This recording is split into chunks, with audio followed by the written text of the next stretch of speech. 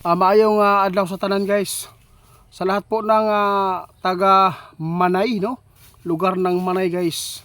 Nakitaan ng ating kaibigan na masama po doon na impormasyon. Mayroon pong sus nako. Lindol po ito. Medyo may kalakasan po ito, no? Na tatama daw doon na nakita ng ating kaibigan. Nakapasok po ito sa kanilang kaharian, no? Yung sign na nakita nila. Si kaibigan po ang magpapatotoo po ngayon. Maririnig po ninyo ang boses niya. Kaibigan, tay. Naku, ito ang nakikita niyo doon sa Manay. Naku po, ito ang masama po ngayon na balita doon sa Manay.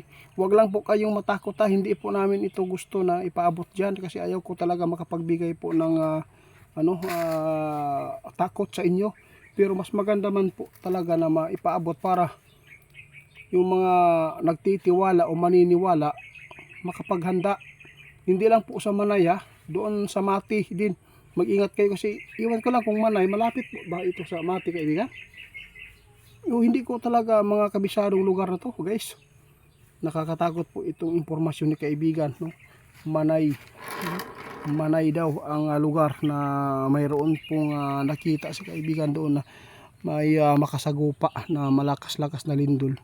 Sana hindi ito mangyari, no? Mag-ingat po ang taga Manay lalo na sa mga malapit sa dagat kasi si kaibigan mismo ang nagpatuto, ha?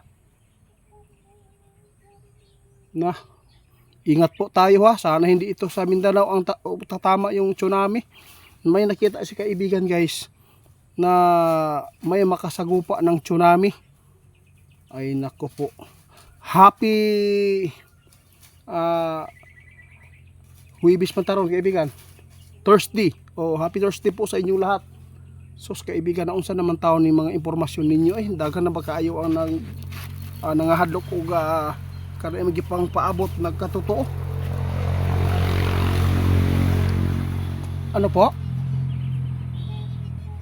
Piskot na. Alam po niyo guys, hindi ko talaga gusto na magpaabot no ng mga lugar ba na pangalanan kasi ayaw ko talaga makapagbigay ng takot.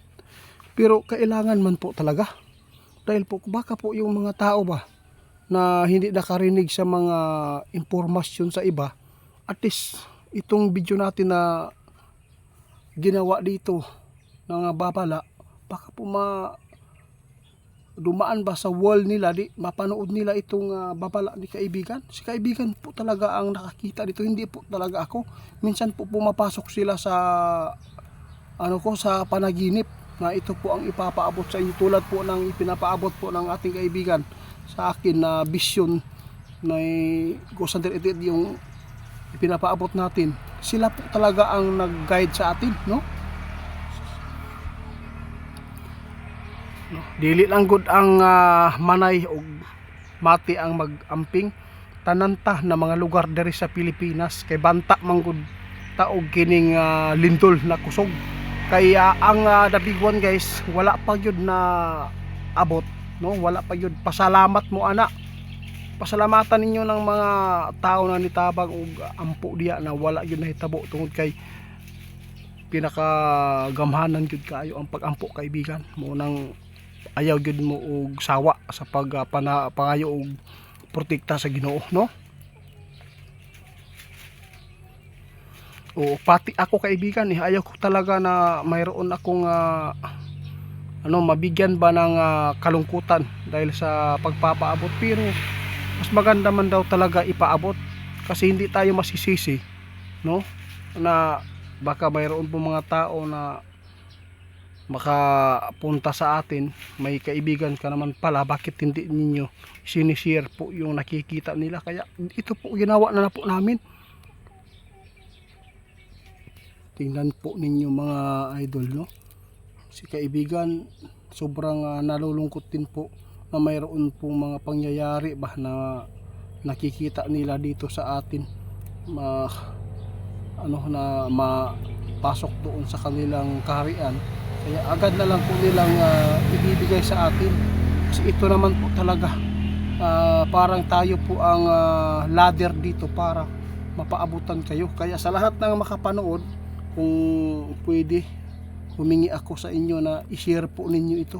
Kaligtasan po ito ng kapwa natin na mga Pilipino, no? Salamat sa kaibigan ko. Hanggang ngayon guys, hindi pa rin nagsawa si kaibigan na magpaabot sa atin. Kung galit kayo sa video ito, kung mga baser kayo, wag na lang po kayo manood kasi ayaw ko po na ma-atake kayo ng high blood, no? Baka ma-stroke ba sa galit. Kaya wag lang po kayo manood kung ayaw po ninyo na video ito, no?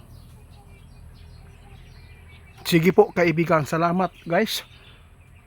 Nasa inyo na lang ha. Kayo na lang po bahala maghusga dito. Kung paniwalaan po ninyo ito, nakita ng ating kaibigan yung mga lugar na binabanggit po namin kanina, Manay at saka doon sa Mati, no? Nakita ng ating kaibigan kanina lang daw na mayroon pong makasagupa ng lindol. Sana yung natruma dyan sa Davao Oriental, doon sa Mati, ayaw lang mo balaka kay ano.